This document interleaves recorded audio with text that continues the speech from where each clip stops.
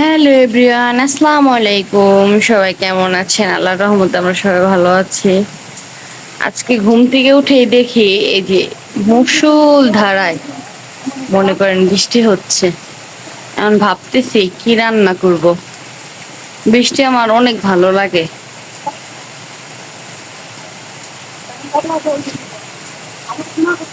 আল্লাহর রহমতের বৃষ্টি হচ্ছে।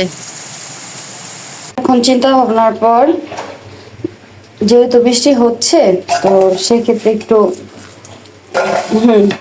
গরুর মাংস বা খাসির মাংস খাওয়া যাক। এই খাসির মাংসটা আবার আমার ফুফাতো ভাইয়ের দিচ্ছে। আমার ফুফাতো ভাইয়ের মেয়ে হয়েছে না, আকিকা দিচ্ছে, আকিকার মাংস পাঠাইছে। এখন এই মাংসটাই আর কি লাল লাল ঝাল ঝাল করে রান্না করবো। এই যে হচ্ছে গিয়া খাসির মাংসগুলো আমি ছোট ছোট করে আর কি কাটাই ছিল আর কি ছোট ছোট করে। এখন হচ্ছে গিয়ে আমি এগুলাকে একটু ভালোভাবে ধুয়ে নিছি। তারপর আবার এখন একটু ধুবো। সেটা ধুবো কিভাবে জানেন? সেটা ধুবো হচ্ছে গিয়া গরম পানি দিয়ে।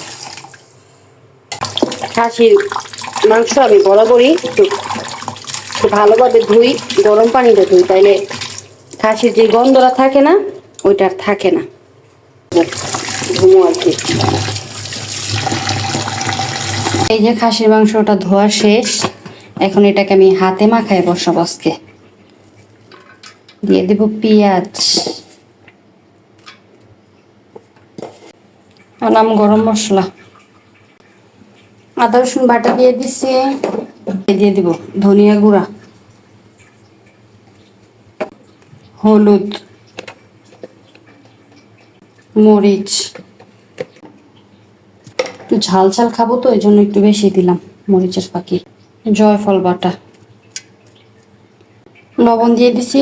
এই যে বাদাম বাটা, বাদাম বাটা অবশ্য ফ্রিজে ছিল, নামাইতে মনে ছিল না। আর দিব হচ্ছে গিয়া গুঁড়া গরম মশলা গুঁড়া।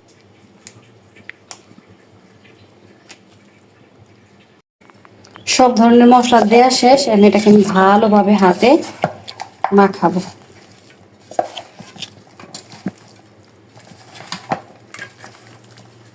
আর এই যে চুলায় কড়াই বসাই দিচ্ছি, কড়াই গরম হলে তেল দিয়ে তারপরে এগুলা দিয়ে ভালোভাবে কষাবো। এই যে মাখানো হয়ে গেছে, আমি আবার হাতটা ধুয়ে একটু পানি দিলাম উপরে। তেলটা গরম হয়ে গেছে, এখন আমি মাংসটা, মেরিনেট করা মাংসটা দিয়ে দেবো। বিসমিল্লাহ।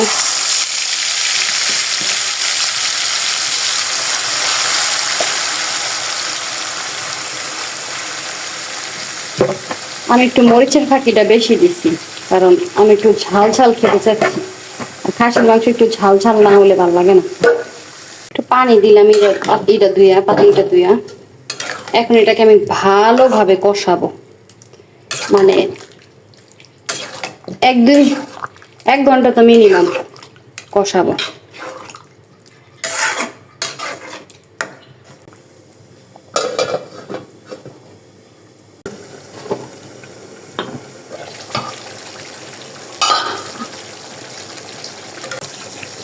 এই যে মাংসটা ভালোভাবে আমি কষাচ্ছি, কারণ খাসির মাংস একটু বেশি কষানো লাগে, কারণ নাহলে আবার গন্ধ করে। খাসির একটা স্মেল থাকে না, ওইটা লাগলে আমি আর খাইতে পারি না। এই জন্য খাসির মাংস আমি একটু মশলাও বেশি দেই, প্লাস হচ্ছে গিয়ে আমি কষাই অনেকক্ষণ যাব, আরো 1 ঘন্টার মতো কষাবো, তারপরে পানি টানি দিব। মাংসটা পুরোপুরি কষানো হয়ে গেছে। এখন হচ্ছে গিয়ে আমি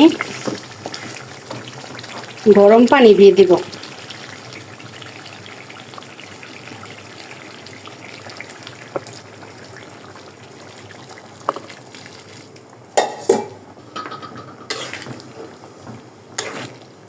যাতে ভালোভাবে আর একটু নরম হয়। আমি তো প্রায় অলমোস্ট 1 ঘন্টা হবে, 1 ঘন্টাই কষাইলাম।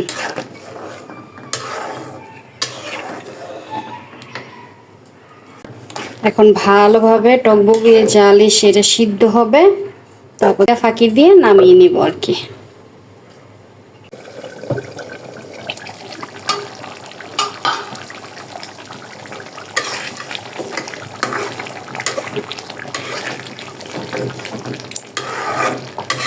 সুন্দর মাখা মাখা ঝোল হয়ে গেছে। এতটুকু ঝোল আমি রাখবো, কারণ ভাত খাইতে লাগবে। এখন দিয়ে নিব জিরা ফাঁকি। আমি যে সুন্দর ঘ্রাণ বেরোইছে।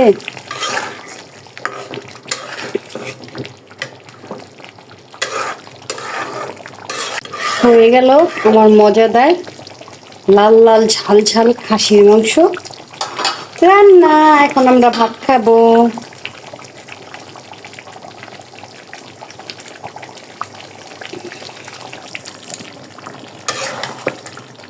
এই যে তরকারির ফাইনাল লুক।